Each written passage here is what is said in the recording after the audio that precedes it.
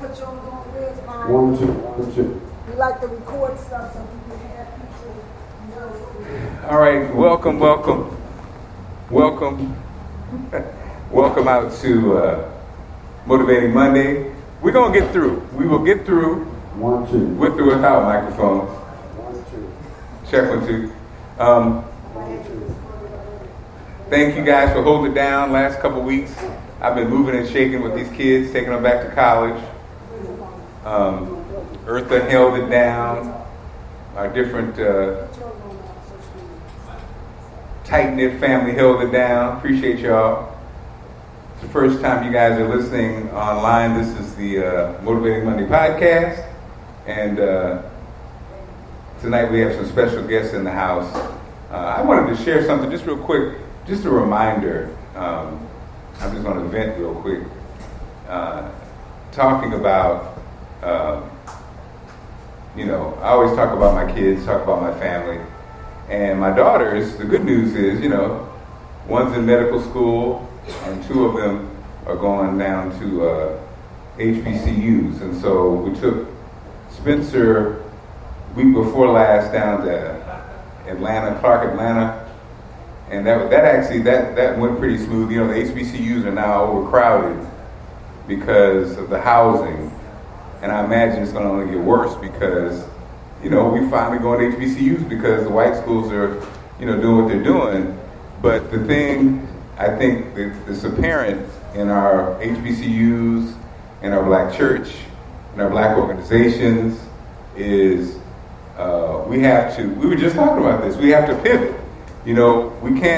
Miss Tina can't be in charge of housing anymore. Miss Tina, because she's been doing it for 30 years, can no longer be in charge of housing. It's the same way with our kitchens, and we're running into just a lot of problems because the HBCUs aren't equipped to handle this influx of people, and it's unacceptable because they're expensive. Yeah. It's not like you're paying less to send your child. We basically want to send our kids to HBCUs. All our kids go to HBCUs. But these issues are crazy. And it's not all the HBCUs' fault, our community. We all have skin in the game. If you're not raising your kids right, then somebody's going to face the fallout of that. You can do you can do the best job you could possibly do, but that doesn't mean other kids are raised properly. You could be the greatest person you could be, but your brother could be a mess. Yeah. I say all that to say, so we arrived. My daughter, my middle child, who tight-knit knows my middle child, Skylar. You guys met her. She's great. She's the sweetest person in the world. Wonderful young lady. Has not found her tribe yet. Went to a school that lacked diversity, so she didn't really find her tribe in high school. Her first roommate wasn't the best. She wasn't a bad young lady, but she had the trauma. Anytime you're in court with your dad because he tried to choke you out, that pretty much tells you her drama. And then her last roommate wasn't a bad person, just wasn't a happy person. Right. And my daughter wasn't used to that. Somebody who suffers from depression, somebody who's fighting with their family, somebody who's just not happy. When you're at home, you're at home. So you are your true self when you're at home. So Skylar had to put up with that. So now here she is, 21, heading into this year. Our fingers are crossed that we hope that this experience is going to be finally the one that gives her a great experience on the HBCU. She meets her clique, she meets her friends. This is going to be the year. First off, housing is overcrowded, so they're staying in hotels, which that in itself, staying in a hotel with a stranger is weird. Yeah. That's weird for grown folks. Yeah. It's hella weird for young people. So when we got to the hotel, the move-in this was the move-in day. This was the day that people are moving in. The first bad sign was don't disturb signs on the door and the smell of weed and music playing. This is on move-in day. Wow. Young lady opens the door, stuff's all over the room. No respect for like, I have a roommate coming, somebody else is coming. Somebody had obviously been laying in Skylar's bed, items, clothes, bags were all over the place. This is the first. This is it. This is the first meeting.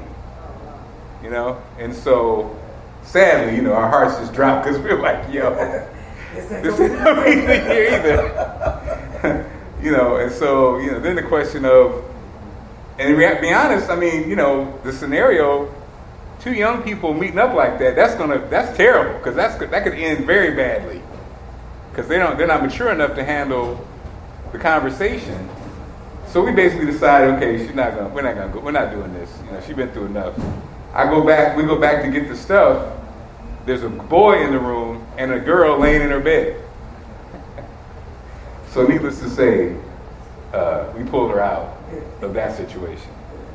But and again, I'm sorry, as a part of me just wanting to vent, but also just talk about, as a community, how I think we have a tendency to, first of all, if you take care of your own household, we're proud of that, right? We're very proud of that. Take care of your family, take care of your household.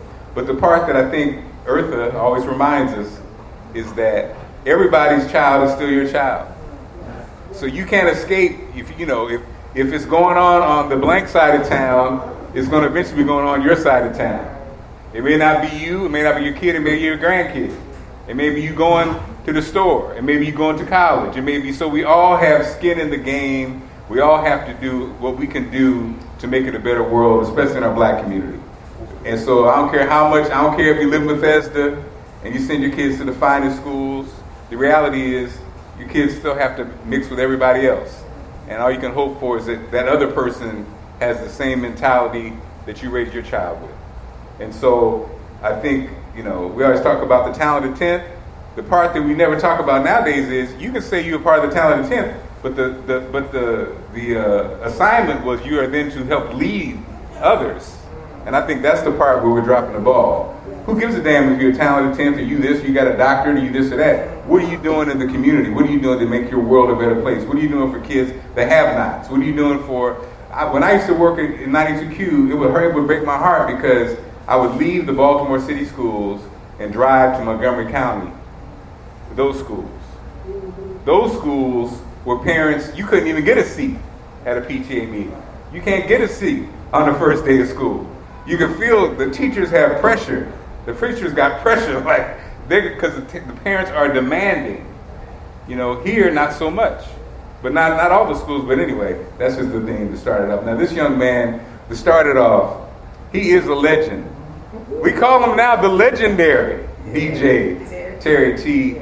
Promoter, DJ, community dude, real dude, good guy, and just a privilege to have him with us tonight.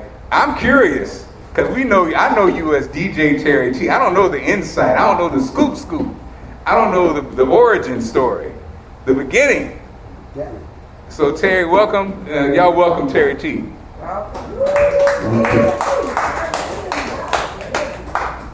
Well, thank you, Mr. Mark, for having me here. Perfect sound.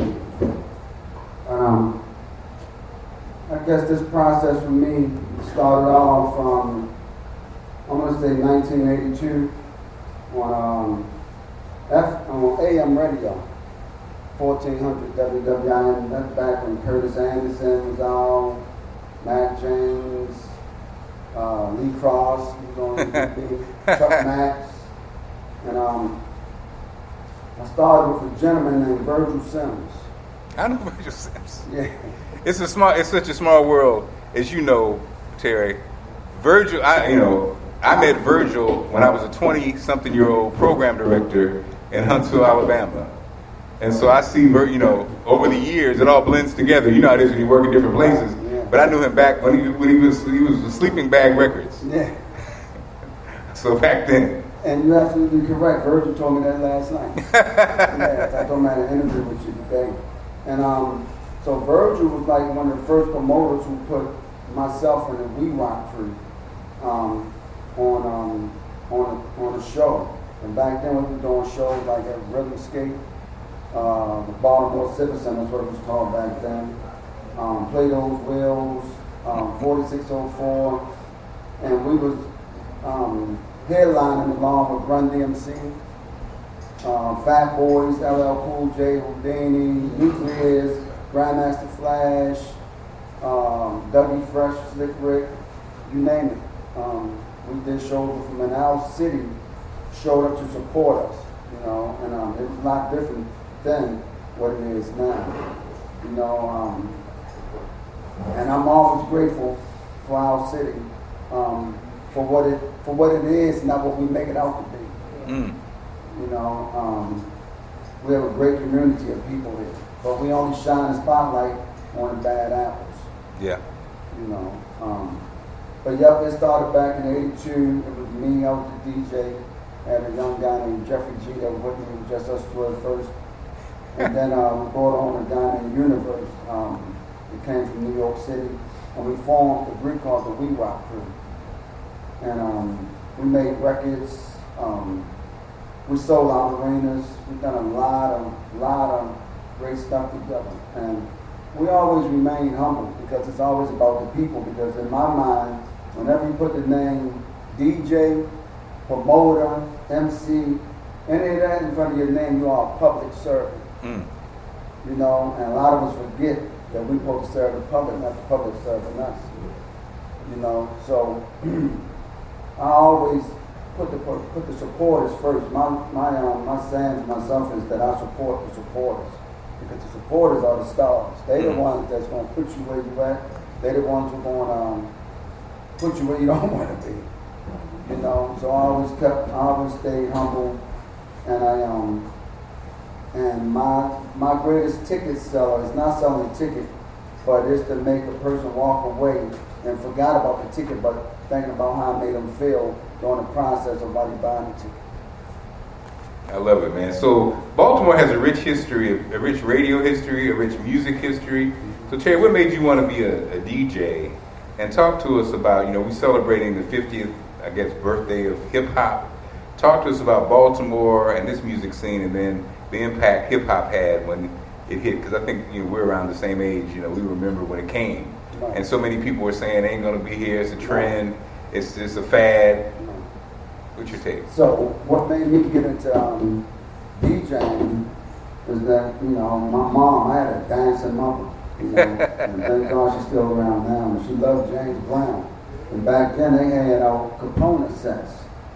And there was this guy who came from New York along with my brother, and he had these tapes of these guys up in New York mixing and scratching.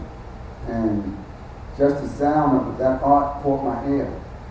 And at that time, I noticed how powerful music was. You know, it can make you dance, it can make you cry, it can make you fight, make you do all kinds of stuff.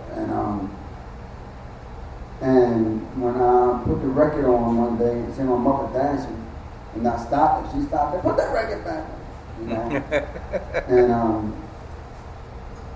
I became like fascinated with this scratching and stuff. And I went out and got myself a pair of turntables, and I used to go to a club back then called the Stars Palace.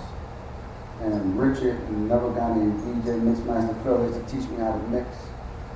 And I didn't think I was that good as a DJ. It was just that the art was amazing. And so when I started DJing and scratching, people was like, come around the turntables and like, wow, what is he doing? But to me, I wasn't that good, but to them, it was like, this is amazing. But they looked at it the same way I looked at it when I first heard it and seen it done, you know. And you're right, Mark, a lot of people were saying that the art wasn't going to last, and what is this, and, you know. And I think it was like that because it was for us. Yeah. You know. And that was the way how we expressed ourselves. You know, I used to call rap back then the hip hop CNN. You know. Yeah. And it was all love. You know, the most dangerous we got was just, you know, back then you get an attitude with somebody, you take it out by breakdancing. right. We're gonna battle. Yeah, we're gonna battle. You know, you pose up, and, you know, and it just started catching on. I think when it got over the East Coast, I think that's going to turn a little violent with the cursing and stuff like that. Yeah. So We'll work it out. yeah, we'll look down. So did I ever think hip hop would make it this far? Absolutely.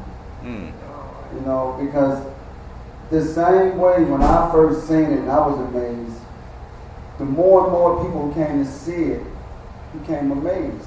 Yeah. You know, and when it reached other cultures and other communities, you know, the Vanilla Isis and different people, they started putting their spin on it. And we're growing and growing and growing and growing and growing. And back then, as DJs, you had myself like me, DJ Spen, Frank Ski, Easy Lee. You had so many great DJs, and it was a competitive sport like it is now. But we was always friends at the end of the day. But the day, I was telling her husband this, that I've been gone for a long time. I came back on the scene in 2019.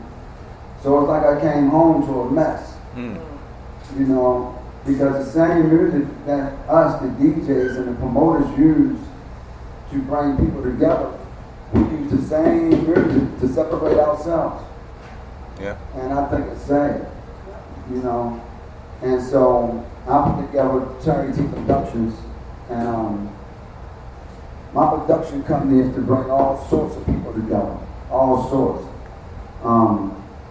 I'm the first person to board Jay-Z to Baltimore. I'm the first single black promoter. I'm the first single black promoter to an event at M&T Bank Stadium without being a corporation. And I was just told yesterday that I'm the first single black promoter to bring an international Grammy Award winner to Baltimore nightlife party. All right. That deserves support now.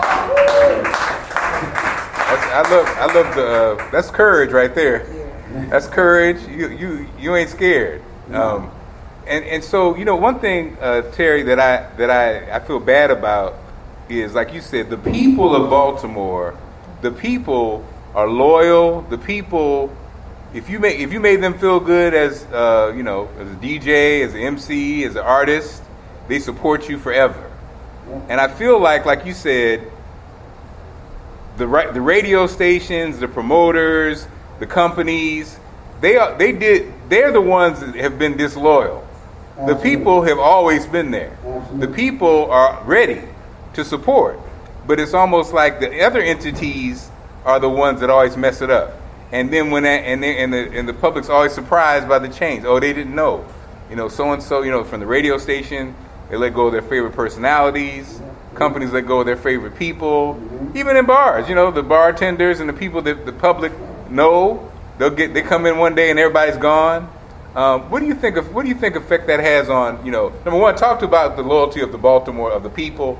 Again, like you said, Lee Cross. I remember when I first got here, Lee Cross hadn't been on the radio for many years when we started, but he still got love like he was still Lee Cross on the radio. Absolutely. You know, Lee was probably in his 50s or 60s then. So Baltimore had the most loyal supporters that I have ever met in my life.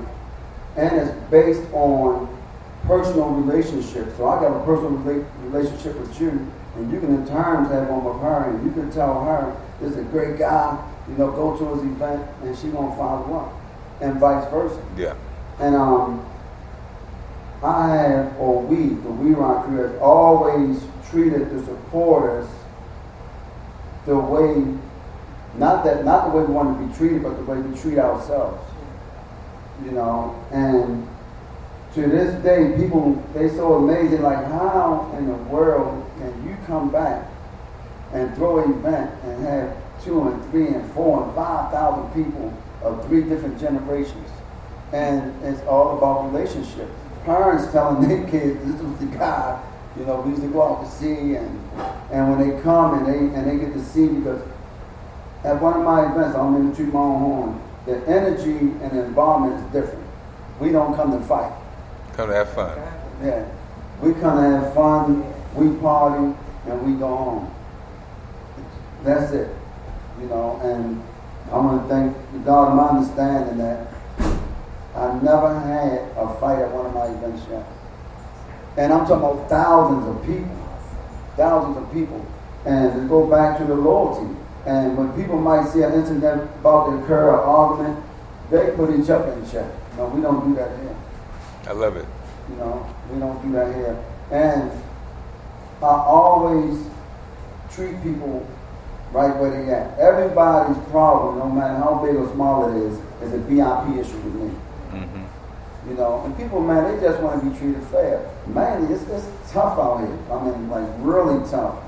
And for people, man, to find their budget to spend 10, 20, 30, 40, 50, $60 to support my product, they are the VIP. Mm-hmm. You know, they're the most important person that's at that event. And speaking of events, nice lead up to the event. Tell us what's going down Sunday. Terry T.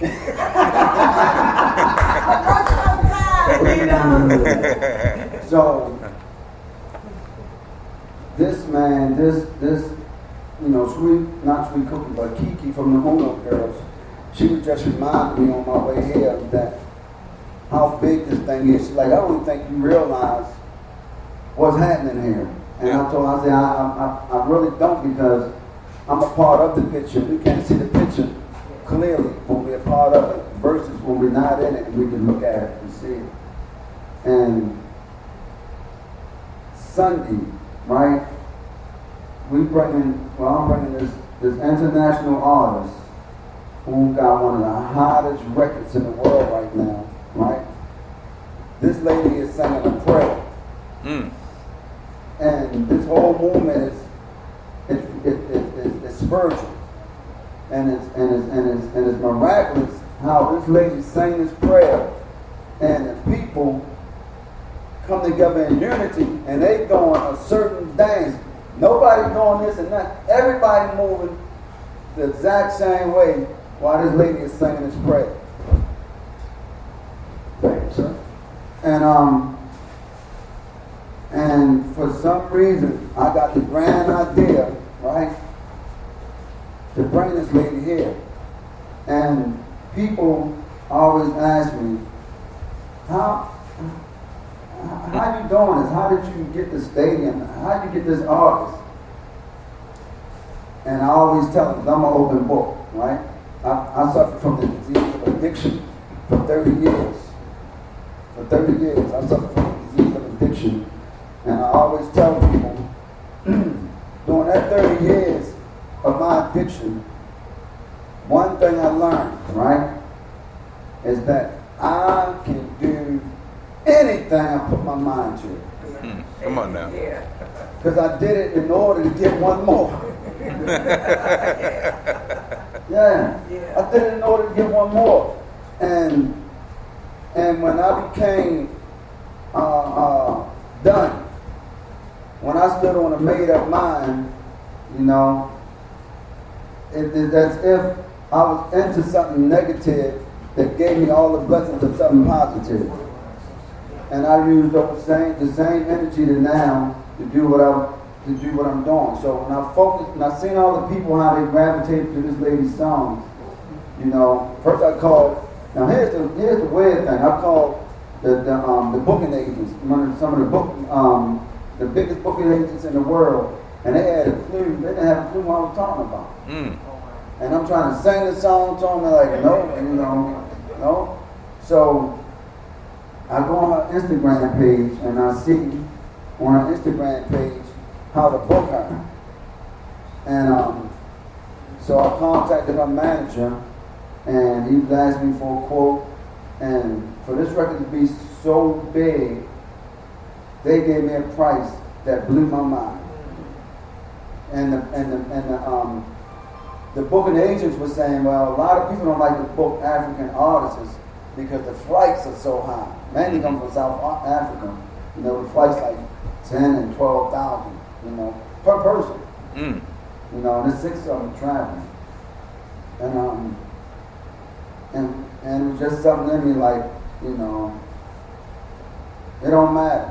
You know, this is something that we need in this city right now, and we need something different, and we need something that's refreshing. I love it. And when I first announced it, people, they don't know her name, you know. Yeah, they just know the jam. Right, they don't know her name. So when I played the song, that's when it caught fire. Yeah. Oh, you got this person.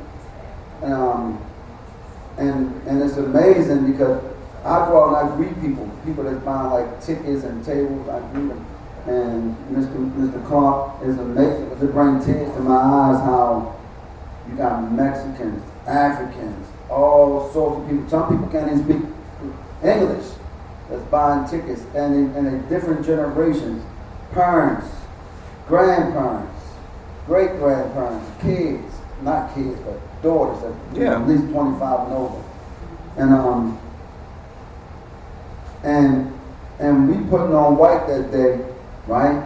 That signifies purity, right? On top of black, that signifies strength. And we taking this event to the water. Come on now, Terry T. Come on, Reverend T. Reverend Terry T. You got the taste of George Harrison. Right. And amen. I was in the right place. I did an interview the other day on Miss Eartha Harris radio station.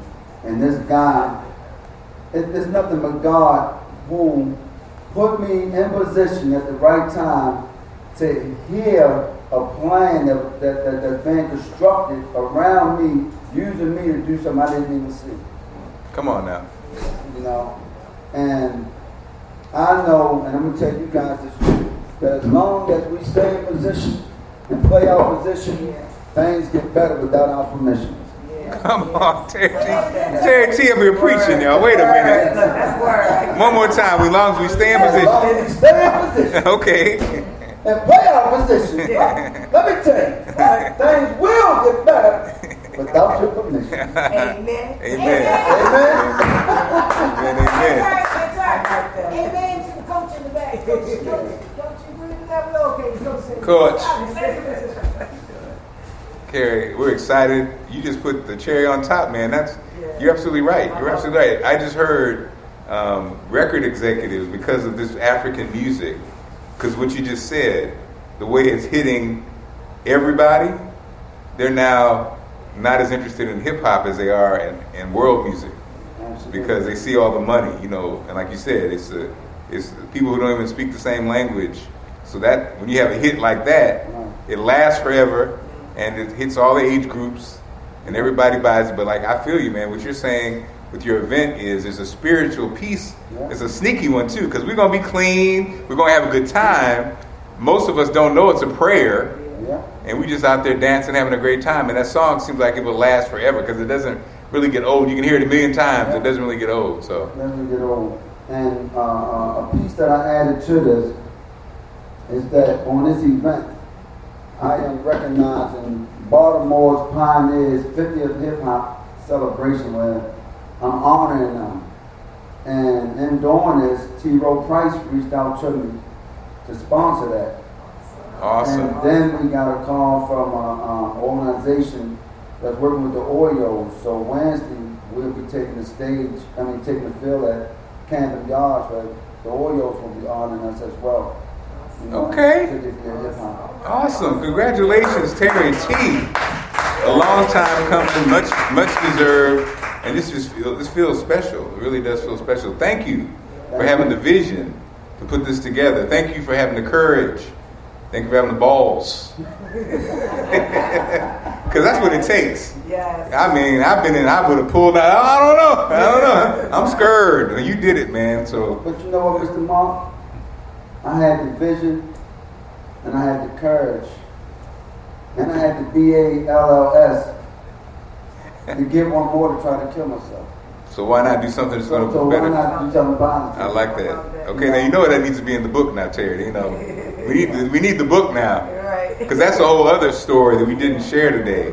We have to come back and talk about that because I mean, look at you. You said 30 years of addiction, Absolutely. and you look better than most of us your age. Yeah. That ain't nothing but God. I don't even know how that works. That's a damn shame when you think about it.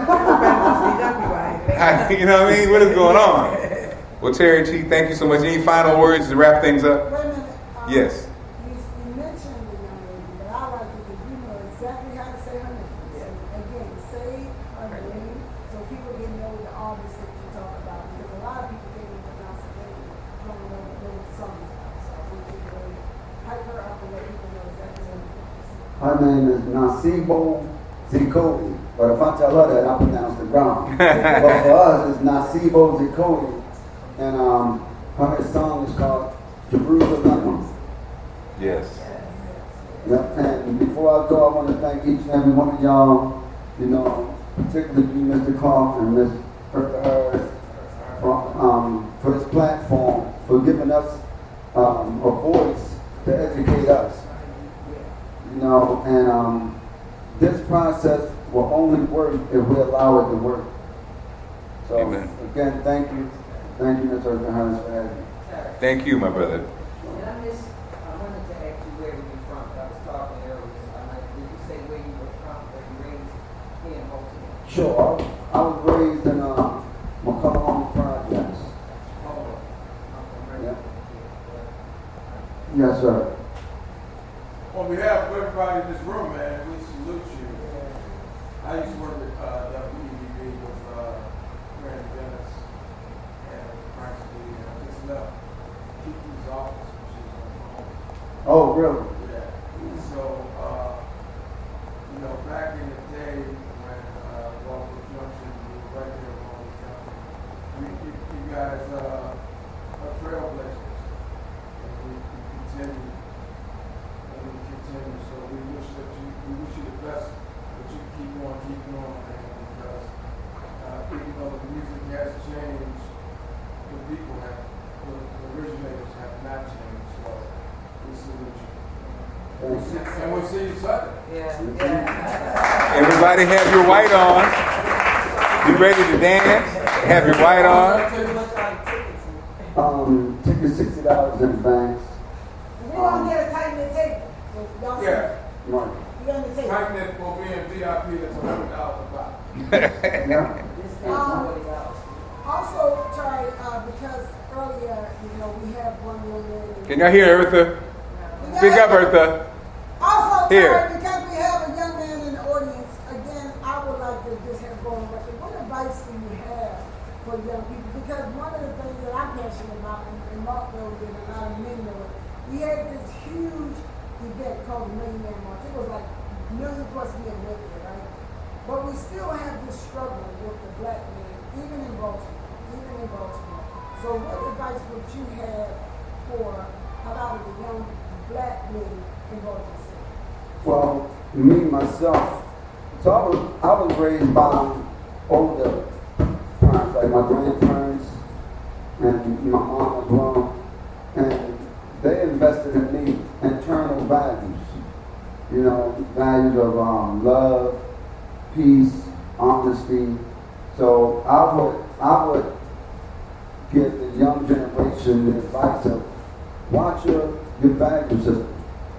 Because a lot of things that are happening in the world now is based on misplaced value. You know, and I always say this, that if you got to wear Louis to fit it with John and Johnny, you know, you suffer from misplaced values. And that's it. I mean, rather you want to accept it or not, or believe it or not, 98, I'm going to say 99% of the world suffers from mental health. It's a mental health issue, right? When we make a conscious bad decision to do something, right? Because they say that insanity is doing the same thing over and expecting different results, right? But insanity is also doing the same thing over, knowing what's going to happen and do it anyway. That's a mental health issue. A mental health issue is when I'm jealous of Mark Clark because he's helping me. That's mental health. A mental health issue It's when I want to get the same shoes you wearing, so I urge you to get them. That's mental health.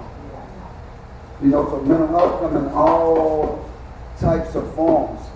And if you can identify with it, you will label it anything. It's crazy. But craziness is mental health issue. Terry T is preaching tonight. This is what we're saying. You know, every time somebody sits in that chair, you never know. You never know. So Terry, thank you for your words. Thank you, and again, we're so excited about this event. I feel you. It feels like you said, it's bigger than just being an event. This is different. This feels like you said, this was a movement. This was something that spoke to you.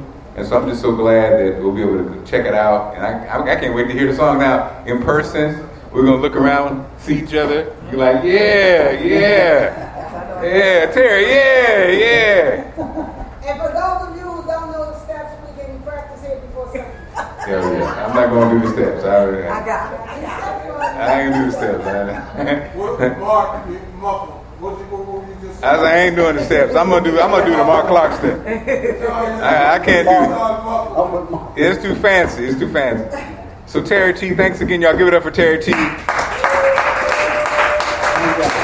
And again, if you want tickets, Terry has them. Titanet's gonna do a table. We're gonna have a tent. But Terry also, if you want to purchase, Terry has them, I'm sure, or he can get you to them. And so, you know, I know it's off payday for many of us, but Friday, no joking. So get Terry. Let's support this if we can. Awesome, guys. I'm telling you, something in this building. Every week, we get surprised. You know, we learn something we didn't know. And so come on up now. You come up now. Okay? Have a seat, then I'll introduce you. give us a second. Oh, no, it's not. Thank you, my friend.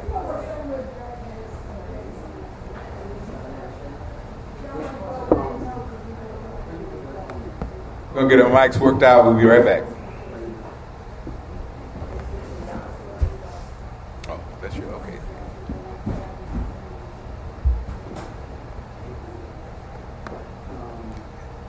Alex, what are you seeing over there?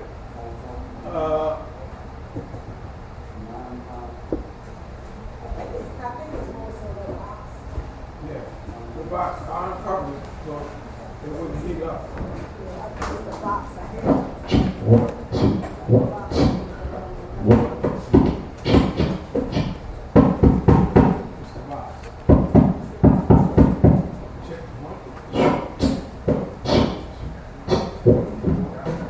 Check one. Is this better? So now y'all know what y'all donations can go to. You need a double sound system. We're doing a fundraiser on September 7th. Here, Oprah. Everything I called you Oprah. Here you go. I just called you Oprah. How's your? Eartha, tell them about the fundraiser. Check. So one of the things you have to do is put one argument at a time. But guys, to solve our problem, we really do a fundraiser kick off September 7th. So what I'm going to do is, Mark, you don't listen. It's supposed to be a mixer, but it's not a mixer.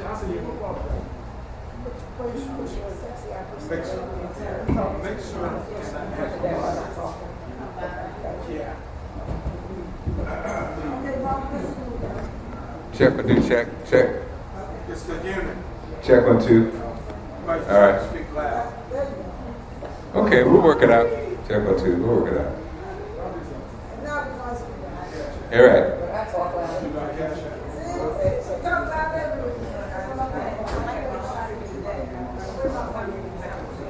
All right. All right, so thanks everybody for your patience. Thanks for supporting our next, again, Terry T turned it out. I just knew Terry was nice on the ones and twos. I didn't know he was also nice on the mic. Go ahead, T. Reverend Terry. Reverend. Well, our next speaker is also a reverend. She's a motivator. She's a podcast creator. She's a host of a podcast. founder of Primrose Ave. Primrose Stukes is in the building. Give it up for Primrose, y'all. Give it up for Primrose. So honored to be here. So very honored to be here. Welcome home, Primrose. It's like Big Mama house with your cousins. You know, Cousin Bart, what's up, Cousin What's Bart? going on, cuz? Good seeing you. Oh, likewise. And so Primrose, we basically, you can start where you want to, but we like to start at the origin story. Where'd you start? Who are your people? How'd you get here? So where'd you start? Are you from here or are you from somewhere else? I am from Baltimore. Okay. I was born and raised mainly in Baltimore. Like, I grew up in the system, the state of Maryland's foster care system. Oh, wow. So in and out of, I lived in Montgomery County, PG County, but mostly in Baltimore County, and then Baltimore City for the last 32 years. And your question was, what got me here? Yeah, so Primrose, you said in the system. Mm-hmm. Did it start off as a baby in the system? At 4 years old, was, pulled from my mom's care because of neglect and put into foster care system. The first foster home I can remember, like the lady whipping my brother with an extension cord to the point of putting a hole in his back. So me, my brother and sister now, he's 3 years older, my sister's 2 years older, and at the time I'm 4. So we ran away. Wow. And I don't know where this was, and we ended up on this road, but it was some people, a woman and a man in a car. I don't know if it was a Cadillac, what kind of car it was, but I can remember being a 2-door, and we were on some old dark street, hilly type street, and they pulled over like, what are y'all doing out here? And they had it looked like they had been to Popeyes earlier that day or something. They had a bag with some Popeyes in it. Y'all hungry? What you think? The mind said it all, right? But then we ended up in a more permanent foster home that we stayed in for about 6 years over on Winston Avenue. And then from there it was like foster home to group home to group home to group home, back to foster home to group home to, me just saying F and I'm out of here, because I got tired of the abuse. And now the system didn't work very well for me, nor did the system work well for me and my siblings. We experienced a lot of abuse at the hands of the people who were supposed to care for us. We learned very early on that we weren't wanted. We were just there for the check and stuff like that. So we grew up believing that we had no place, like we weren't worthy of being loved, and nobody wanted us. That thing, really up until now has haunted me, and I've always felt that way, which is one of the things that's held me back with so many of the things that I wanted to pursue and the goals that I had in my mind. They were just ideas, but I was almost afraid to think them, or even put them on paper because I was not worthy of that. I wasn't worthy of the good. It was just, I was put here to survive, be mistreated, be misused, abused, and I really wasn't wanted here, so why make plans for the future? The crazy part is, meeting you is the exact opposite energy that you give off. Meeting you give the energy of love. You're powerful. You're special.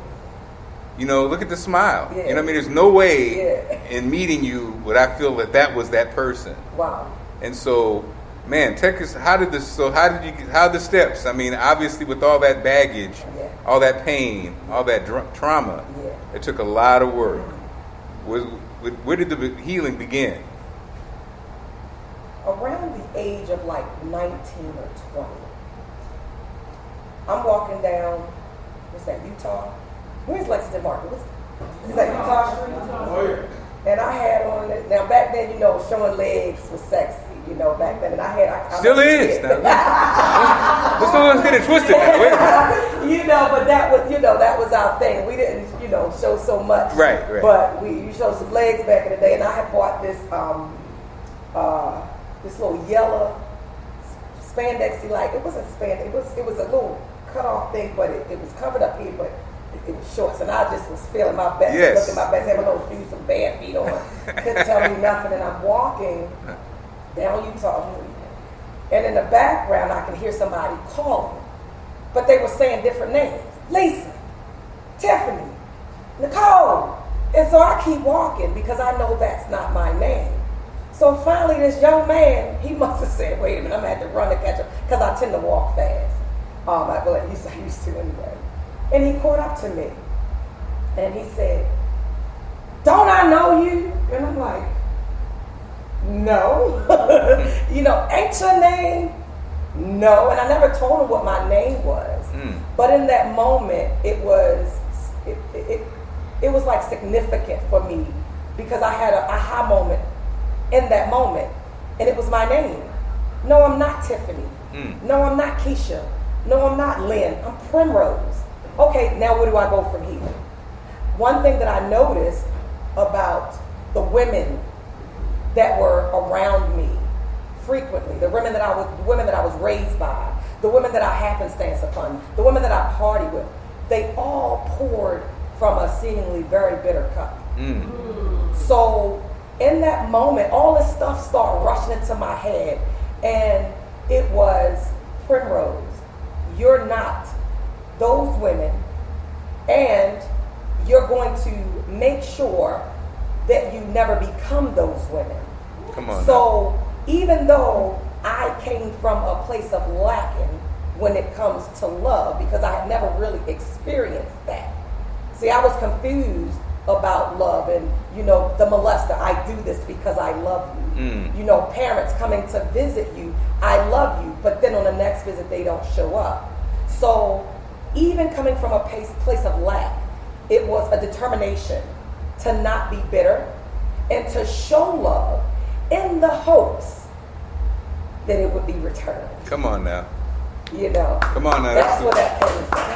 And that feels like that's God. That's the universe. That's the loving universe. But wow. And so then what happened? I mean, that right there though.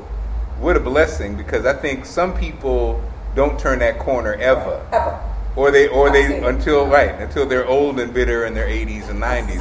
But the blessing that you got it early, even though you didn't even have the guidance. It was just determination. I love it. And still navigating through, and actually by the time I got to about 19 or 20 was about the time when I realized I had choices, because I was literally living by default. In high school, if I had sex with a guy, it wasn't because I wanted to. I didn't even want to have sex. It was because he wanted to do it. I didn't have a choice, or at least that's what I believed at that time. And I can remember the first time just telling somebody, "How can I have sex with you?" It was powerful for me because I made a choice. I was no longer living by default, and Hold on. Living by default. Let that simmer, y'all. Living by default. How many of us are living by default? Our mama, our daddy, our church, our kids, our husband, our wife, by default. Not your choices, not what you want to do, but because it's just there. Whew, go ahead, girl. I see it every day. Right. I'm afraid to change because they live by what their grandmother told, and that might be good, but we're in a different time, so that information is probably antiquated. And it's your life. Right. It's your life. So people you like to blame. Those same people will blame. They'll be bitching about their family. They'll be bitching about their mom, their dad, their aunt, their sister, their brother. It's your life. Absolutely. It's your life. Fuck them. Right. Exactly. It's your life. Exactly. You're not a child anymore. Exactly. I don't care what your big sister says. I don't care what your big brother says. I don't care what grandma said. Grandma, it's my life. It's not your life. And that was a hard lesson for me as a parent, because when I became a mother at 16, I became pregnant by my son's father, who went to prison 6 months into my pregnancy and stayed there until March of, I think it was 2016. Then I had my daughter. And that's when my whole world really, really changed. That was when, it was like, okay, wait a minute. I have a girl. Now, when I had my son, it's not that he wasn't special, because he is, and he's a beautiful human being who I've had the opportunity to see become a man. He'll be 32 years old this year. But I had a daughter. And when I found out that I was pregnant with a girl, it was like, okay, I gotta be here for her. But life happens, You know, I had a boyfriend who was from Jamaica, and the first thing he told me was, "You're beautiful. I love you. If you cheat on me, I'm gonna kill you, and I'm gonna teach you how to make money."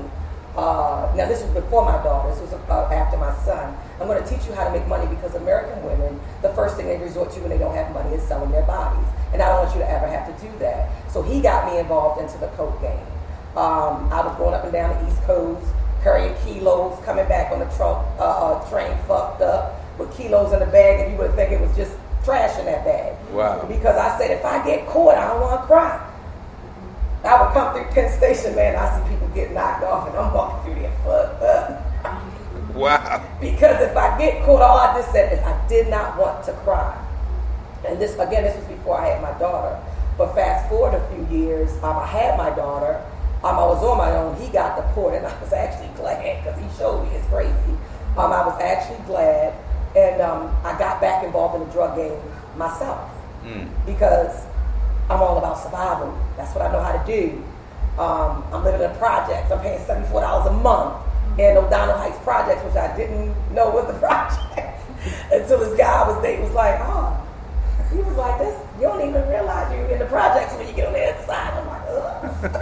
I didn't know what public housing was, but my foster mother had signed me up. Wow. And so I wound up, selling cocaine in my neighborhood. My next door neighbor, she would come over and she would buy it from me. She's deceased now, but she was like, I don't see how you just had it suffer. Don't smoke it. That same year, some stuff happened to my brother, violence in the city of Baltimore, that put him in a vegetative state. And as a family, we didn't understand what that meant. We thought it was the same thing as a coma. Oh, he has a chance to come out of it. And that year was just an odd year to me. I wound up starting to use first because somebody had taught me how to smoke coke and cigarettes.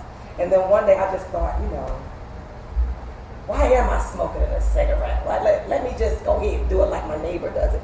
And it wasn't until then that I realized, and it was that it's an addiction, it's a disease, and people don't want to get high. Not very many people. Okay, I've met a few people say, I would never want to be clean, and that's probably the toxic nature talking. Yeah. But for me, it was an escape. I was excluded from the world. And I was so ashamed of my addiction that I was telling people I had cancer because that would explain my weight loss. And then I was telling people that I had AIDS. I don't have AIDS.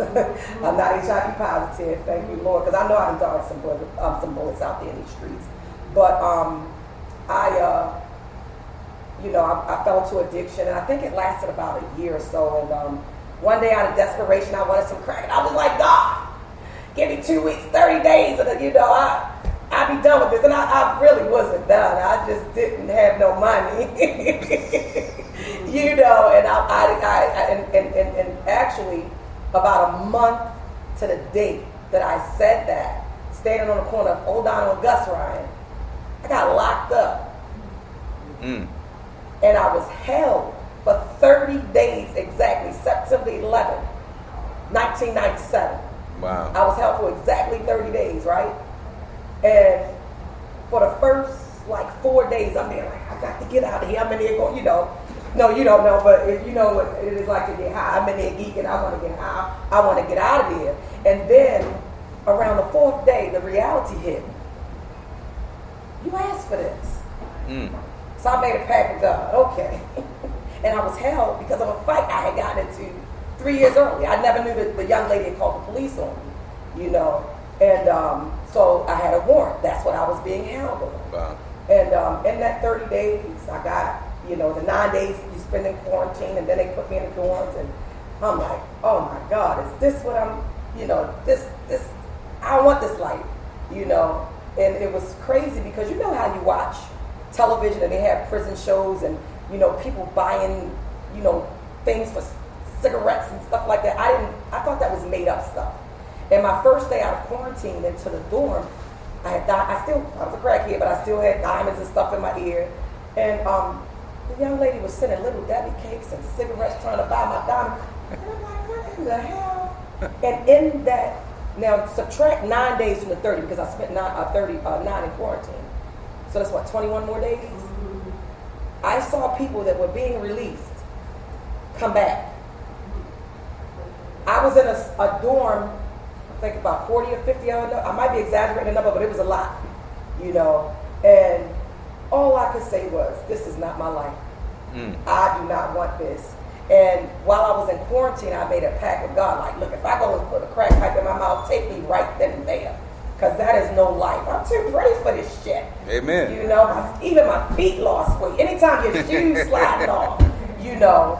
And 27 years ago, I haven't, and I have no desire. I tell people all the time, I said, there's two things I'm not going to be doing next year when I turn 50. I will not be driving school bus kids around, and I will not be smoking crack. Those are two things I know I'm not going to be doing. That's an odd combination. That's an odd combination, but we understand. I ain't messing with these kids. I ain't messing with these kids. I have a CDL, right? I don't even want the S on it anymore. When I went back to get it because it was dropped. I don't want school bus because I ain't gonna do that ever. That I can assure you. Yeah, no sir. Wow, what a life. Yeah. So you get out. Yeah. And you made these packs with God. You be making the packs, don't you? Yeah. You and God, y'all be putting it down. Yeah. So you haven't done the crack thing. No crack. So what got you on the? When you got out, what happened? What changed? I came home and I was homeless. Apparently, one of my neighborhood crack friends was up in my place and was drawing attention to my house, and it's a violation of your contract, your lease in the projects if the police go into your raid. I've been caught up some house raids too, but it's a violation of your lease. So I was evicted. So I came out homeless, and the only person that I could get a hold of, at 2 o'clock in the morning when they released me from the courthouse here on North Avenue at 2 o'clock in the morning, had me there all day. My charges were, what was it, no price or whatever. So had me there all day and finally released me out to the streets at 2 o'clock in the morning. The only person that I could get a hold of at that time was, and I'm going to say his name, it's Harold. I don't know his last name, so can't nobody see me. If he alive and he's cracked himself to death, he knows who he's talking about. But he came and picked me up, and I told him, I said, look, I'm not getting high. I said, I'm calling you because I have nowhere to go. So he came and he got me. And sure enough, as soon as we went to his house, he must not have believed my commitment to, not going back to getting high. He said, well, come on, ride with me real quick. I said, okay. We get in the car. He gave me a $100 bill, ride me into an area which is called O'Donnell Heights. He said, get 10 pills. Now, mind you, when he used to come to my house, he never bought no damn 10 pills. So he wasn't a big customer then. Right. So he gives me the $100. And I'm like, this motherfucker, he don't believe me. But if anybody know anything about me, you know that once I say I'm going to do something, I'm going to do it. My word is my bond. I'm very big on my word, and I don't care what I do, whatever sacrifices I have to make to keep my word, that's exactly what I'm going to do, right? So he take me up into the O'Donnell Heights. It was bad out there too, and I'm walking around in circles. And finally, I run into the guy. I can't think of his name, but I've seen him in Heath's place, so I'm thankful for that. I said, look, can you go cop for me? Because I ain't even going to go cop. Can you go cop for me? I'll give you some. He said, sure. Man, I'm sitting in his house. It's in there smelling like a whole ass. And I'm sitting like, I'm just ready to get the hell up out of here, right? Finally, he comes back. Give me the stuff. Here you go. I pay him. I walk out. And then I'm walking in circles looking for Harold. Can't find Harold. Finally, I walk out to Gus Ryan and I see his car coming. Oh, he said, he was so happy to see me. I thought you had ripped me off. I said, no, I just kind of threw it at him. I'm disgusted at this point, right? We get back to his house, and in the back of my mind, all I'm thinking about is, where am I going from here? Where am I going from here? I don't have no home to go to. I don't have no, friends. Where am I going? So when I got out there, he get to smoking crack, and I'm looking at him, and I just want to get out there. So I made up something to get him out the house. He had a whole jar full of change and a little pocket knife. I emptied that jar full of change into something, and I walked. I walked to a payphone, and I called. I will always consider, I'm going to shout him out, Eric Cawthorne. I will always consider him a friend because I called him. I didn't even know where the hell I was at. But I swear it seemed like he got there in 10 minutes and got me. Didn't judge me. nothing. Came pick me up. I had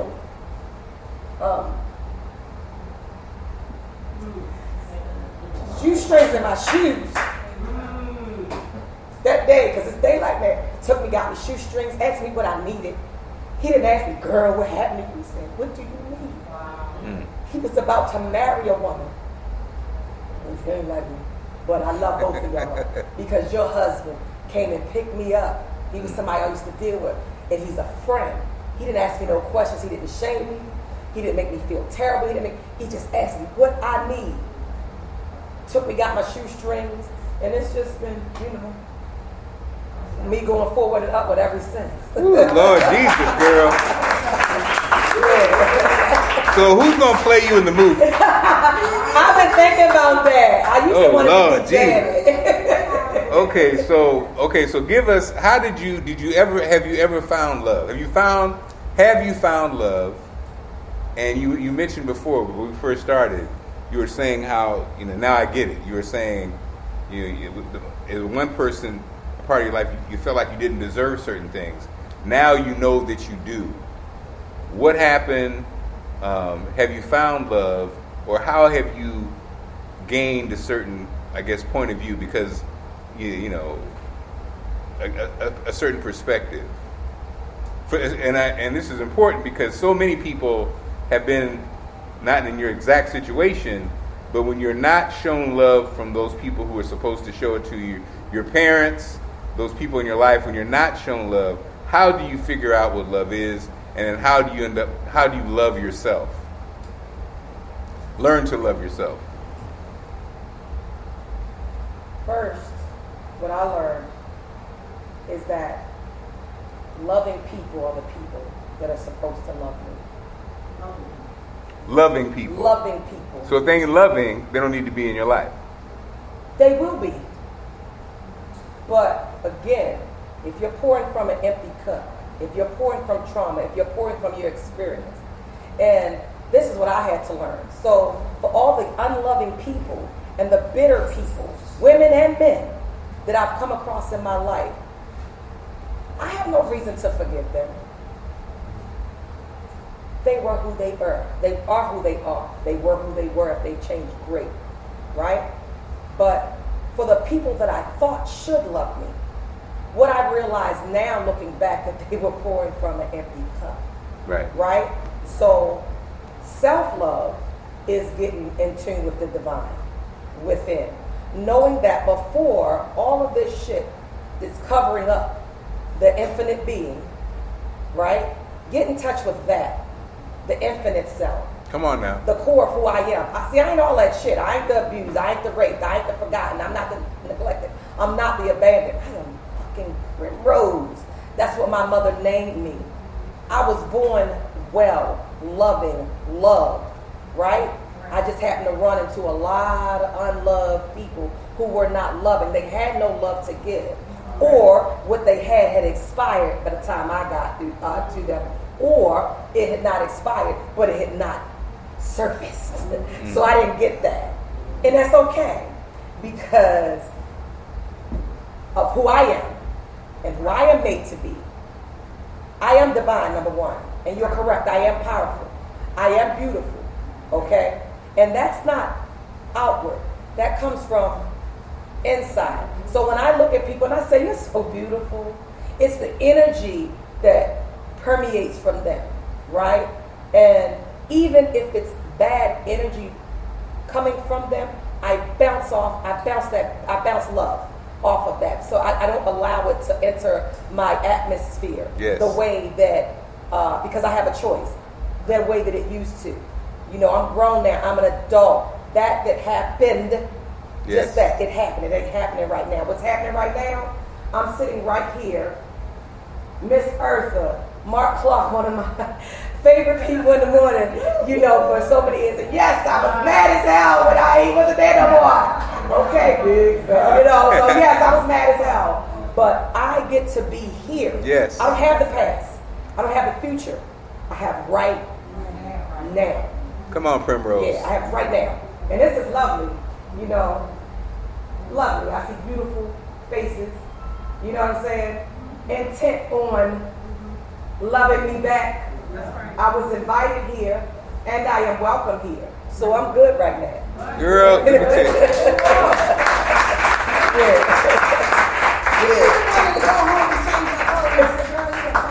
I know. I mean, Oh no, I did. I was looking raggedy.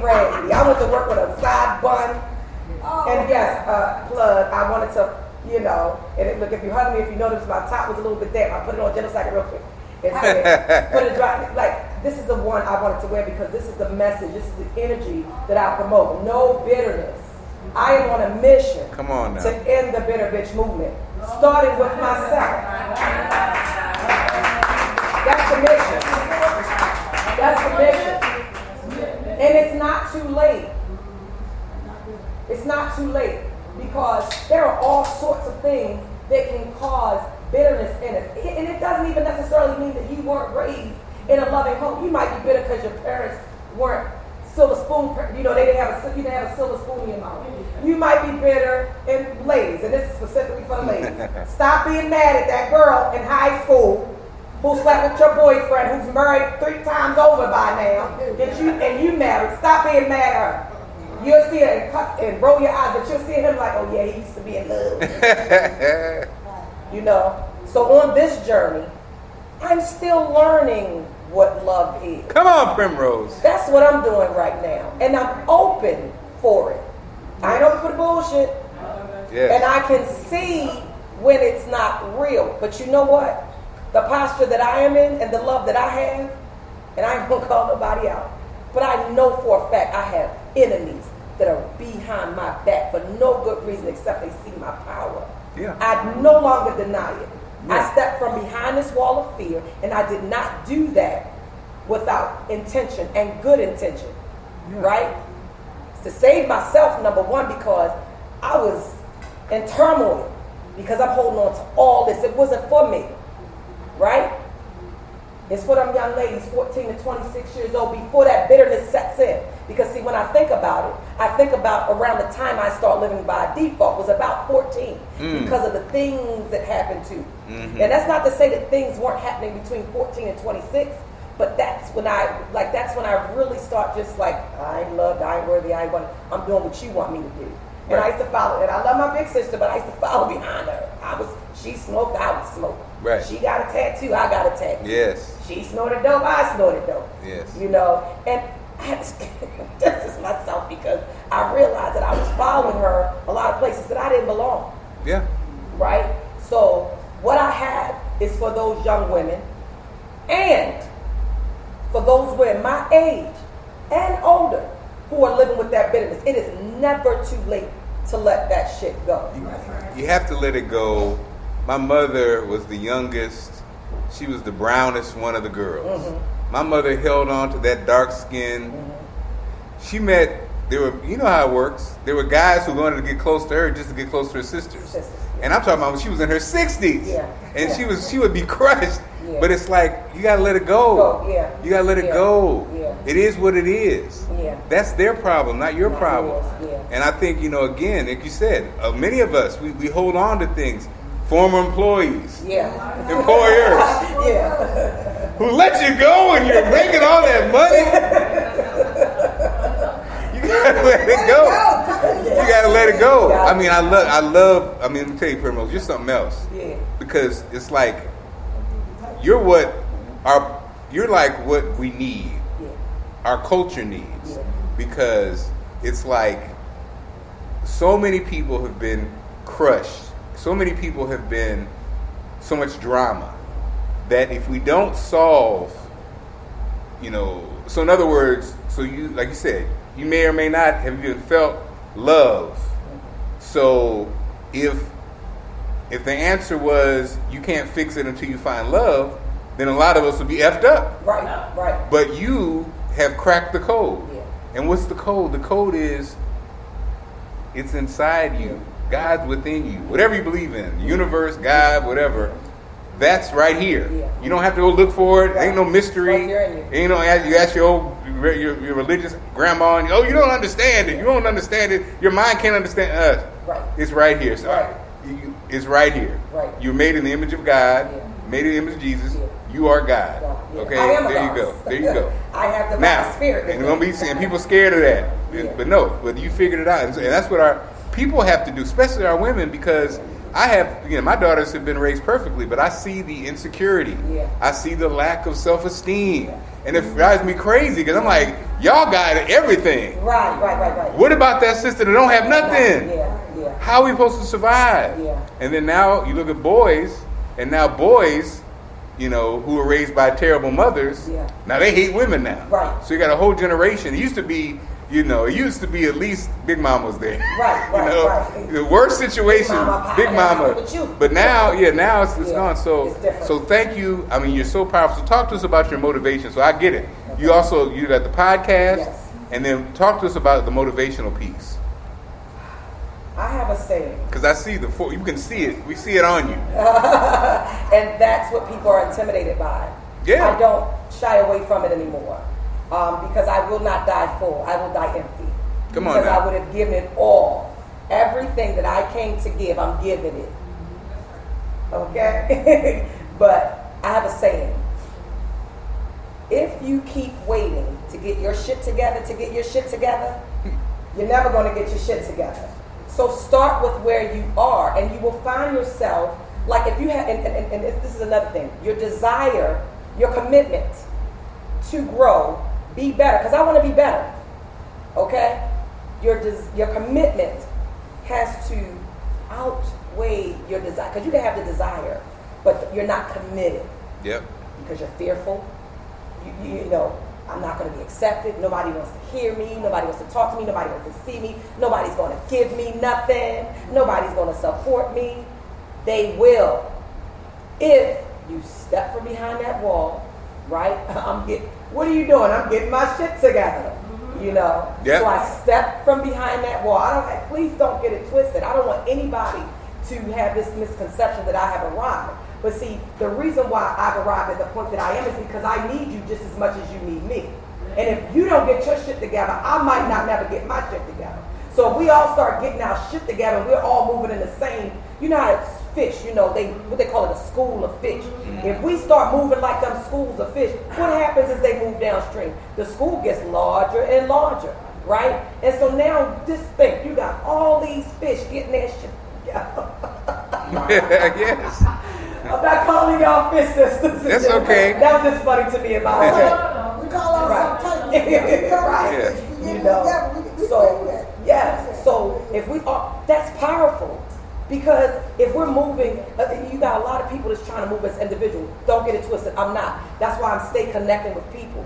And you never know the impact that you'll have onto people when you're out and about. So even when sisters display bitterness, I call myself the mogul mentor, right?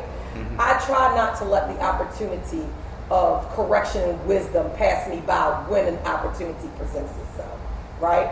And so years later, I have young women who I have run back across and remembered, and they'll say things to me. And it was the truth as I knew it, and it was in love when I gave it. And they would say, well, Aunt, because I had a lot of nieces and nephews that aren't really my nieces. They are my nieces and nephews, right? I grew up in their village. That's right. Aunt Primrose, you're the first person that told me this, or you're the first, you taught me how to be a lady. And I'm like, shit, I did that. Because I had limited information myself, but what I had, okay? In my mind, I was Alexis Currency, the black Come on now. Okay, I was classy, I was sassy, and I was fucking rich. Okay?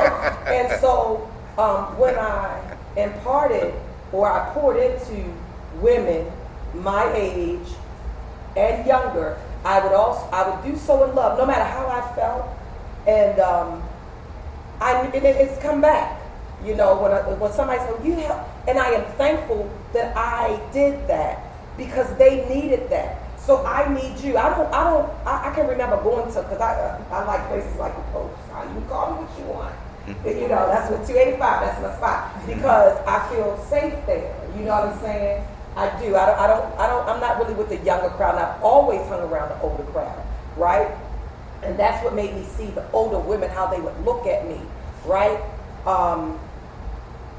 Side eye, the little nice, nasty comments. And I'm just looking to them for guidance and wisdom. I wasn't up in their face trying to show my youth because I knew, well, it was a time at 25, I didn't think I was going to see that. I made no plans, you know. I wasn't going to live past 25, so I had college, I had fuck all that, you know. But, you know, having these experiences with these women, you know, who poured that bitterness into me, and I'm like, I would go home hurt, like, dang it. She could have gave me game, and I go back to my children's grandmother on the father's side. She's actually my son's grandmother, but they took on my daughter as their granddaughter, and I'm thankful for her, so I don't want anybody to get this twisted. But I can remember some years back, she's deceased now, and I love her, Joanne, I love her, because she was there for my children when I couldn't be. I was smoking crack, remember. But some years back, I was like, you know what, Joe? I said, I ain't trying to bring nothing up bad or nothing. I said, but can I ask you a question? What do you want, daughter-in-law? Because she was not, look, she was okay with me then, daughter. When she mad at me, you ain't my damn book. But when we on good terms, what you want, daughter-in-law?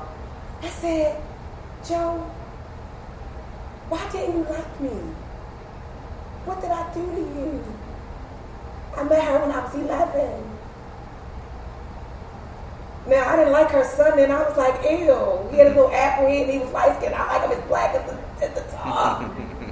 And I wasn't interested in boys at 11, but he told me on the first day, you gonna marry, you gonna be my wife and have kids and be together forever.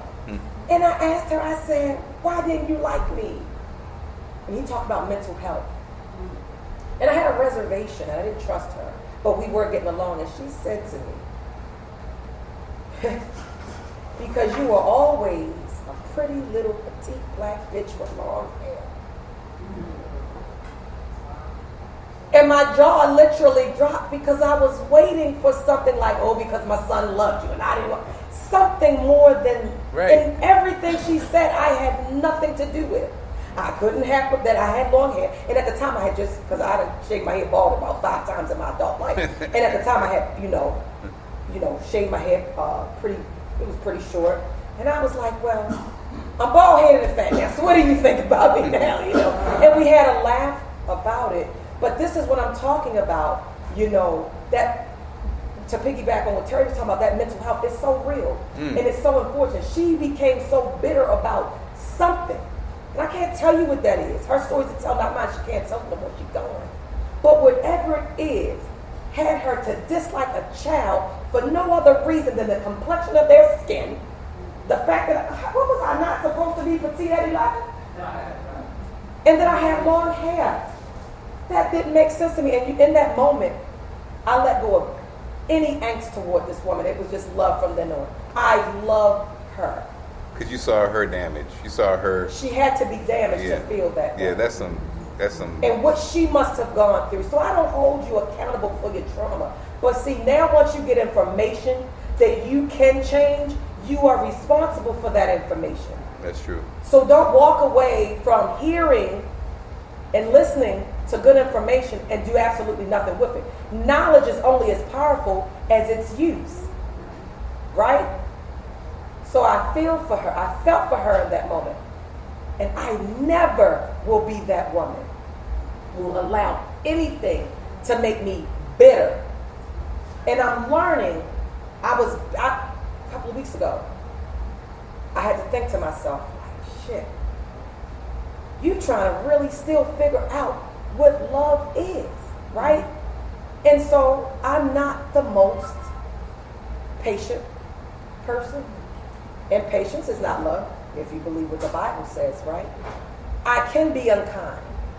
And in the most of my moments, I choose to be kind because right beneath the surface of my skin, I got some hatred that was poured into me by the woman who raised me. Telling me I'm not one. I know how to say some nasty shit to somebody to hurt their feelings, right? But you know what happens when you say nasty shit to people? You're really saying it to yourself same time. It's coming out of your mouth, out of the depths of your soul, so it's in you. So you have to consciously choose. Take a breath if you have to. But the same way you can curse somebody from top to bottom and tell them what they ain't or they is, you tell it to yourself. Stop doing that shit. you're doing yourself a disservice. So I have to learn in intimate spaces and places how to be nice. If y'all catch my drift without getting too deep on that subject. Yeah. No, Some that's true. people I can't be, it's challenging for me to be, I can be kind to all of y'all. It's nothing y'all can do to make me be unkind to you. Because there's no intimate investment there. Right? But when a person I'm supposed to love is supposed to love me piss me off, I know how to be real nasty. Right?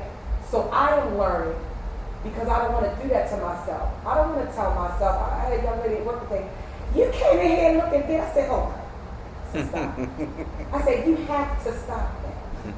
I said, I don't look dead. I look tired. I am tired. Service was a good exhausting yesterday. Then I had to go to a party the night before for a sister. So I am tired. So the next time you think to say that, I said, just tell me I don't look myself, which I already know, so I really don't need you to tell me that. I said, but do you realize something? When you tell me that, you're telling it to yourself. And she says, well, now that you put it that way. Yeah. I said, okay, so don't do that no more. I said, I want to say it another way, but I said it in love because I command respect from you because I dish it out tenfold. I am very intentional about respect, you know what I'm saying, to people because I command that in return. Yeah. Right? Yeah. I love it. It's so. You've been amazing. Once again, it must be this damn building. every time you unexpected, you come in here, you know.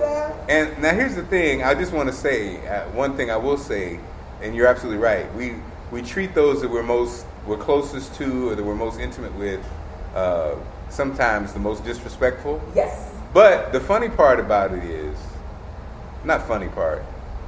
For me. It's easy for me when I'm met with that by people that I'm intimate with because they're down turned off. I'm off. Mm-hmm. You don't get me anymore. Right. You know what I'm saying? Right. You can't talk to me any kind of way. Right. Nobody can. Right. My wife, my mom. Right. Because you won't have me. Right. Because I don't stand for that. Exactly. And that's something else. If someone does talk to you that way, I don't give a damn who it is. Right. That's unacceptable. That's not that. I don't play that game. That whole I was mad, I was tired, Right. I don't play that. You cannot talk to me that way because this shit will be over. Yeah. And when you you mean it, not when you say it. People say it. Family members say it. No. I saw my mom. No. You talk to me crazy like that, I'm not in your life at all. Right. Because I love myself too much. Exactly. And it's not even hard. Right. Because that's what love is. Yeah.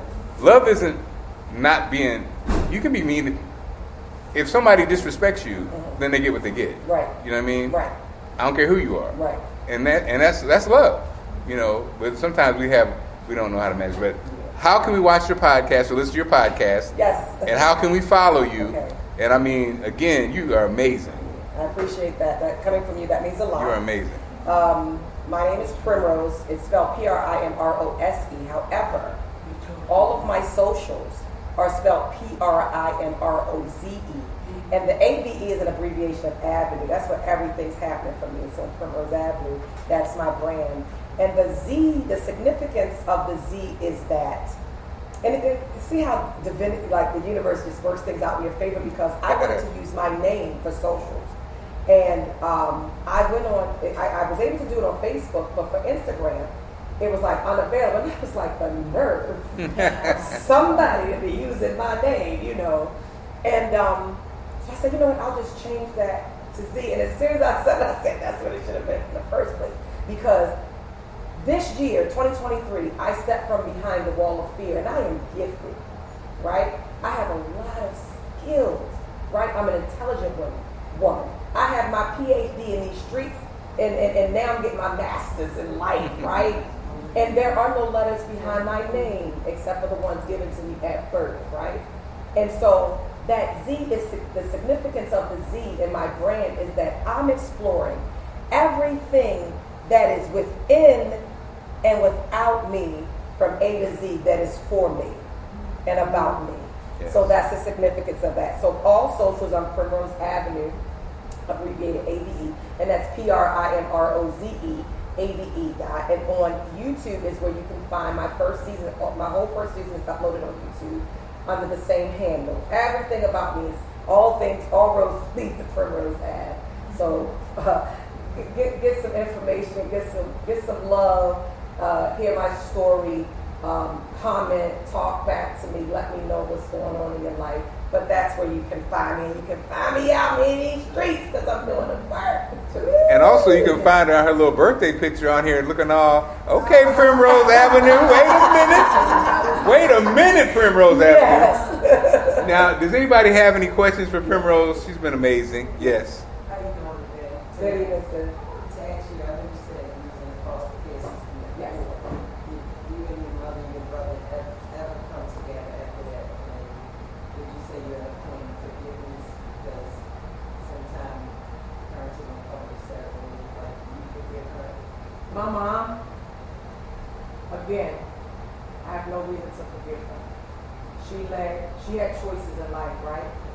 I am thankful for my mother because without her, I wouldn't be here. So I'm thankful that she didn't flush me down the toilet. And in spite of the fact that she was inconsistent in my childhood, right?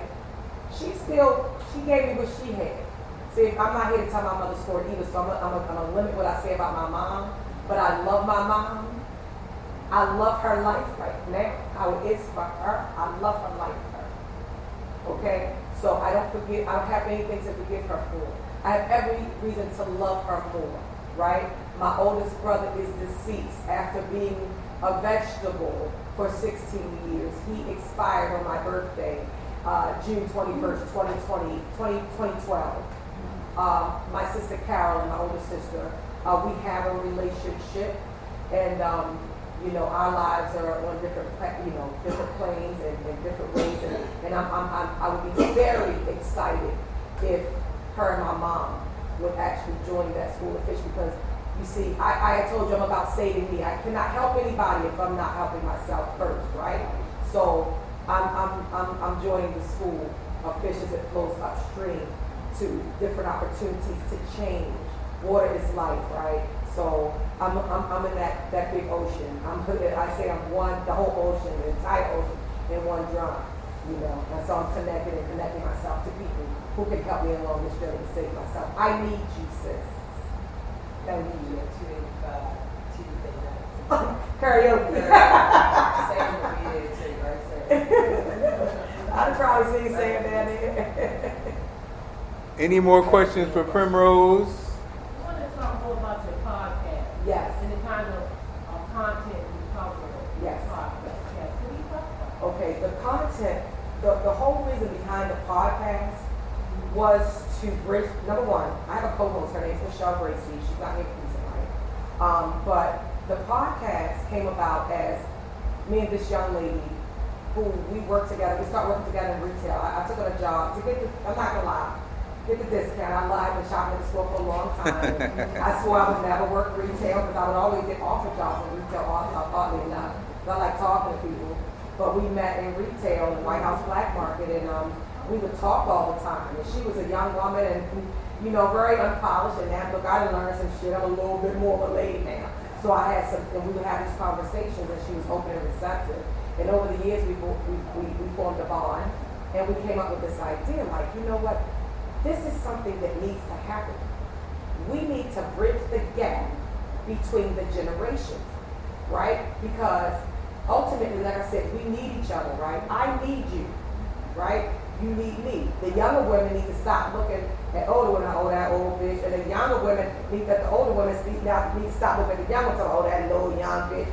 We need to say, look at that young lady. If she needs correction, give it to her. In love, right? And support each other. So that's how the content of the podcast is. We talk about various things that are happening in our lives currently, previously, but the goal is not to stay in what happened, but talk about what can happen as a result of women coming together, and to expose women to all different types of health and wellness options. We've had Reiki healers on the show. We have had a man, Dr. James Tisdale, on the show too, dope brother.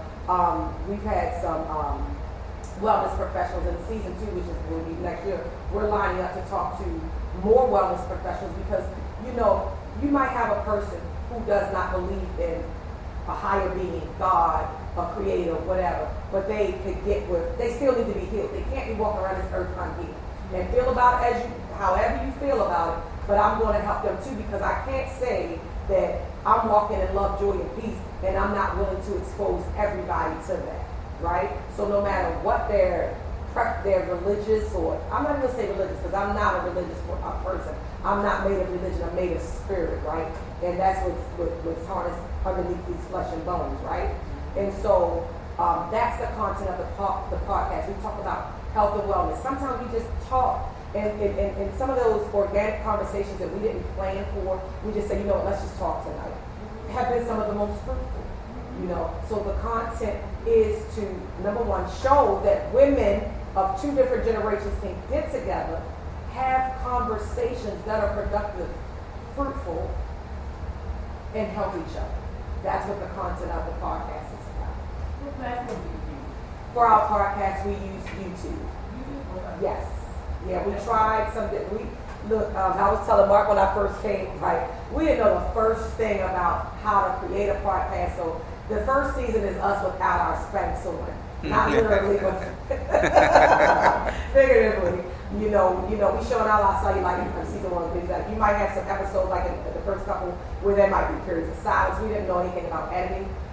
After 12 episodes, I know a little bit more. I mean, it was down to the wire the day of the launch, which was April the 8th. With thank God for shout out my godson Teddy Roseman, came through at the last minute, showed me how. No, I'm godmother, do this. And I was like, thank you, because people were bailing on us, and people will do that when you tell them, hey, look, I have an extremely tight budget, and this is what I'm trying to do. And people who don't have that heart to give, they will set you up and then abandon for their support and abandon you at the last minute, and that's what happened. So I am learning how to edit and do some different things myself. We both learned, and so but YouTube, we had some Apple, we had some Spotify, but we realized that YouTube was the best for us and where we were. But we eventually, that's where we at right now. But I have to add this to how things will come back. So the reason Mark was here, guys, the reason why Mark was here is because long ago I told him that we need a meeting. He was like, you said, we all know he was on the Big Fat Morning Show, right? And this was way before people wanted to do podcasts and stuff like that. And like you said, sometimes things are so close to us that we don't even see it. So when he came back, he actually, and I think he's still trying to do it, create Mark Media. Right. So Mark Media would have the podcast. I told you I'm on the show, but I paid for my show. And there's other things or platforms, because what we need is not just to say, you know, are you on YouTube, are you on Radio 1, are you here, there, is to say, if we're going to be media, we need to try to put that in a form where it's impactful. Because I didn't even know her. I didn't know her. Salesperson came to me. They wanted to sell me a card machine where I could do credit debit, right? So as usual, I'm always on the phone. So somebody called me and he overheard me talking about this platform. He said, I got a great person, and I think she'll be great for the platform, right? Even when I called Primrose, she was like, I don't know who that person was. I can't remember his name. But the reason why I called her, because I was taking advantage of what I try to keep. If somebody goes first to somebody, just like Alex, so we need to follow up on it. So that's why I heard, because I forget. And I followed up on it. So when she told me about her podcast, and I'm still going back to what I'm trying to get us to build with the whole tight knit. Yes. Mark is already been in media for that, right? So when we go down to the waterfront there, I talked Charlie T into saying, how can we expand ourselves? Because like you said, if you come down to an economic component, Right. the economic component has to be strategically thought out. So we're going to use our wonderful person Mark here, and we're going to create Mark Park and the tight-knit family under the tent. So when people come underneath this tent, they get all of this. And not just media, because we have vendors over here. Akasa is over there. So we have people that have different types of platforms that we really haven't figured out how to impact ourselves right. So my thing is that the message that we're all trying to get out, we know that we have existing opportunities, Right. whether we on podcasts, radio, whatever. What I would like the tight-knit family to understand my vision is we have to come under an umbrella. Yeah. So somebody just don't want to just see you because, you know, Tootie sitting over there, she may never sit in a chair, but she's just as important. Yes. She just is my sister, whatever. What happened when we did, Mom, is like you said, when you move, we all have to move. When you move, we all have to move. So we have to create this tight-knit mentality that this was wonderful meeting. Where were you? Like you said, where was she? Amazing. But it's a shame, like I said, that if we didn't tighten up, we would have never got it. Yeah, right. And now that we have you and you get to know the rest of us, when you're talking about, and I love your history because we know a lot of people went through foster care. Yep. Even more important than Mark said, how do you take foster kid children and my rich kids, I'm going to say you rich, and my rich kids and make them think they ain't in the same world.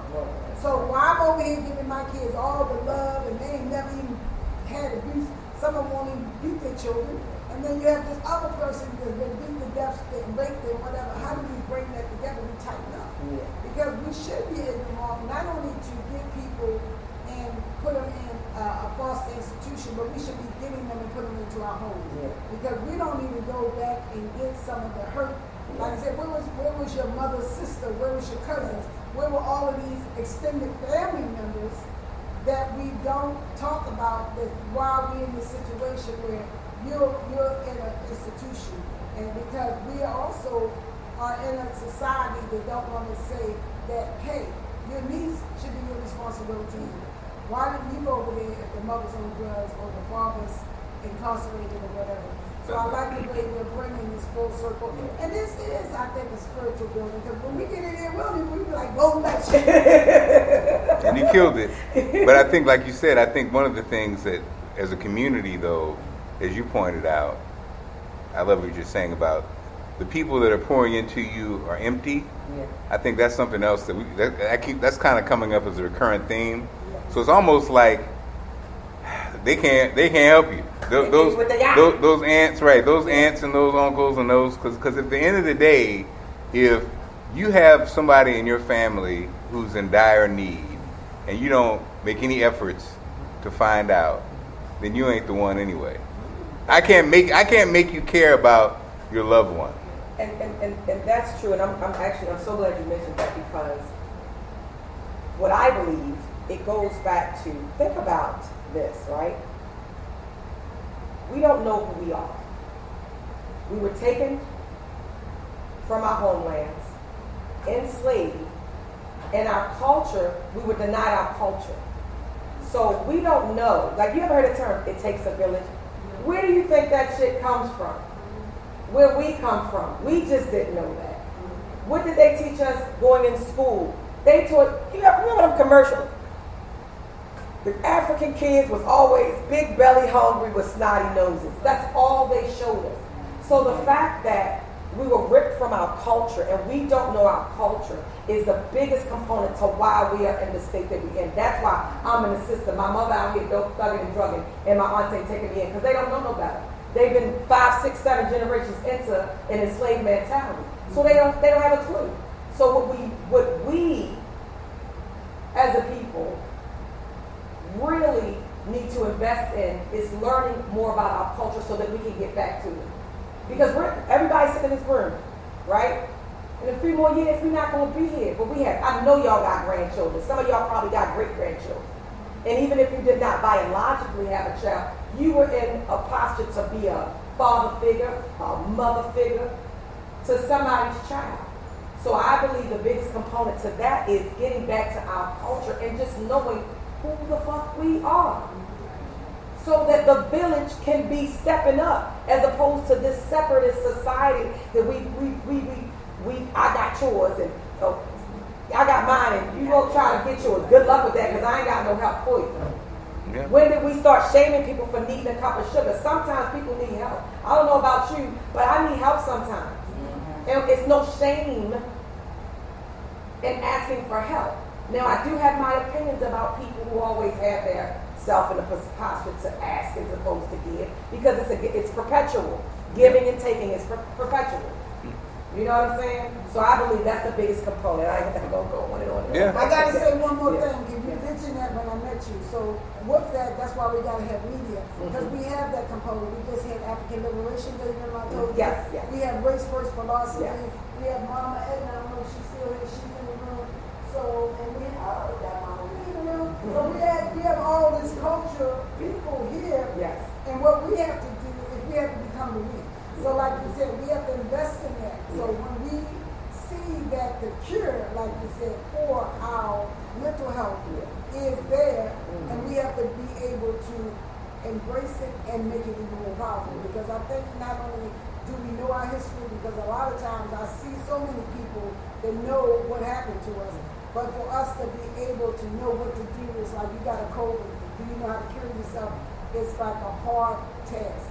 And another thing I like about doing the whole tight-knit atmosphere is we still have natural abilities. A lot of things we didn't have to go to school for. I think the institutional schools were built because white people stole everything, so they had to actually learn it. So we have naturally gifted people. You see that all the time. And we have to get back to sometimes not taking the pressure off of people that may feel like they gotta pay the rent and they gotta do this, and you have worked 8 hours a day. So a lot of us that want to give out of our natural talents and be able to build on that are distracted from the human world of being able to say, how do I leave my job? Right. How do I keep the big house, Mark? Right. How do I put the gas in the car? Right. And then you want me to do what?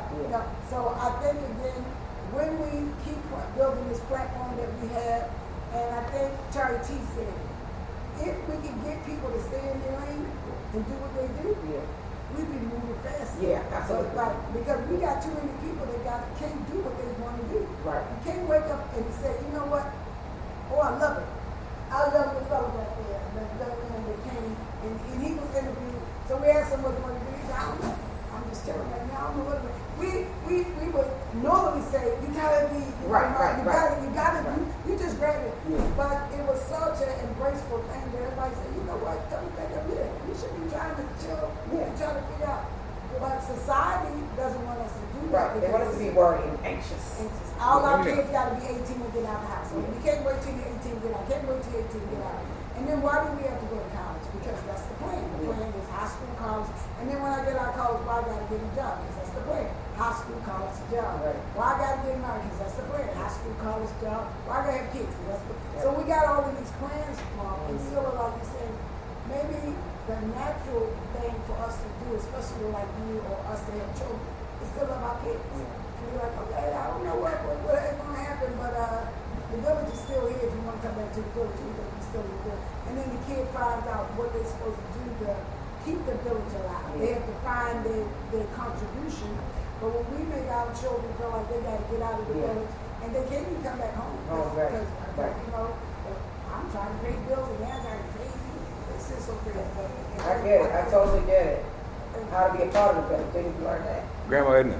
Oh, good. Well, I'm learning and studying Sister Wisdom, and I just think that we need to retire. We need to retire words that we know systematically don't work.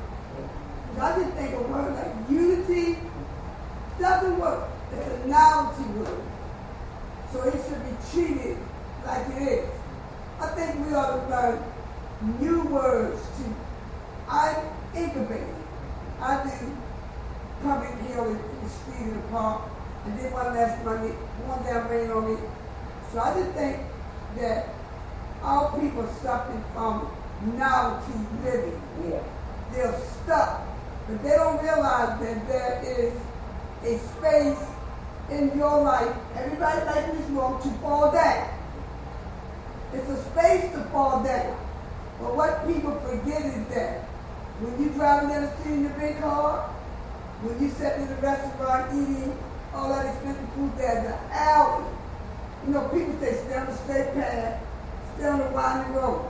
But guess what? For everyone in this room, just put yourself somewhere and just remember, there is an alley adjacent to every street, every house, everywhere you go, that you can fall down in.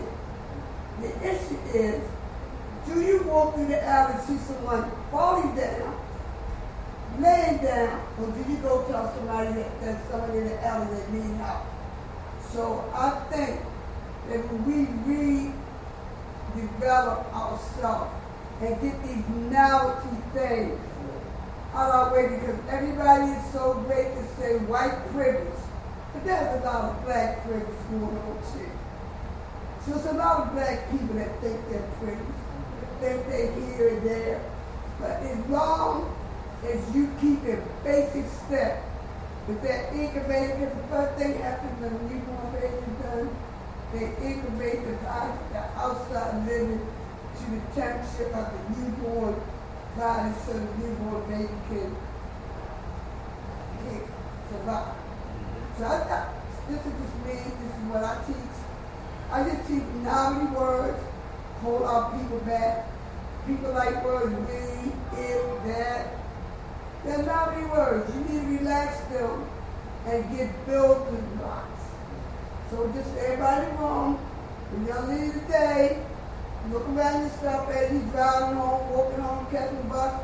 I guarantee you there's an alley adjacent to wherever you are. And trust me, it's there so somebody can fall down on the Creator's good earth. There's space for everybody to lay there. It's when you choose it or where it meets you at. But there's space in your life for you to fall down. And I just like to listen to people because conversation is so convertible. It's like when you turn down a convertible top in a car.